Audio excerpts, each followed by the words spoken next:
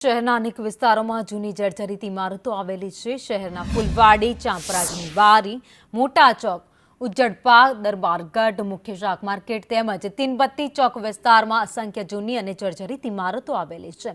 આ ઇમારતોમાંથી મોટાભાગની ઇમારતો ગમે ત્યારે તૂટી પડવાની પણ સંભાવના છે। આ ઇમારતો ગમે ત્યારે ધરાશાયી થાય તેવી સ્થાનિકો દહેશત વ્યક્ત કરી રહ્યા છે, જેને લઈ નગરપાલિકા 17 ઇમારતોના માલિકોને નોટિસ આપી છે અને તેઓ આ ઇમારતો ડિમોલિશન નહીં કરે તો નગરપાલિકા કરી નાખશે।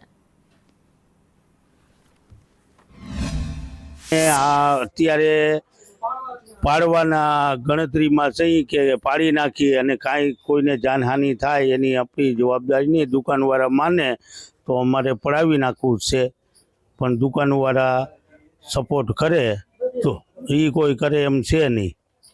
તો આ પછી કોઈને ઈજા થાય તો પછી ઈજા થાય તો અમે અત્યારે સુધરાઈમાં લખવા જાય છે, લખાવી અને અહીંયા જાય છે। આ ઇમારત આમ પડે એવું તમને લાગે? પડે એવું દેખાય જ છે, બધું પડે એવું જ છે। આ રવેશ બવેશ બધું પડે એમ છે। હવે સુધરાઈમાં અમે અત્યારે લખાવા જાય છીએ। વૃક્ષ બહુ મોટું થયું, ભીતમાં ઉગેલી પીપળ છે, પૈડી તેથી જાનહાની પૂરેપૂરી થવાની છે।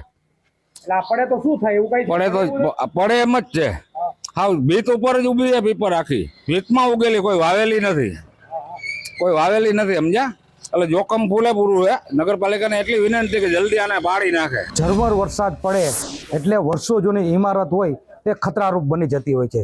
જેતપુર શહેરમાં આવી અસંખ્ય જર્જરિત ઇમારતો આવેલી છે, જેમાં ઉજ્જડપા, મોટા ચોક, ચાપરાજની બારી, ફૂલવાડી આવા વિસ્તારોની અંદર અસંખ્ય ઇમારતો છે તે જીવને જોખમરૂપ બની રહી છે।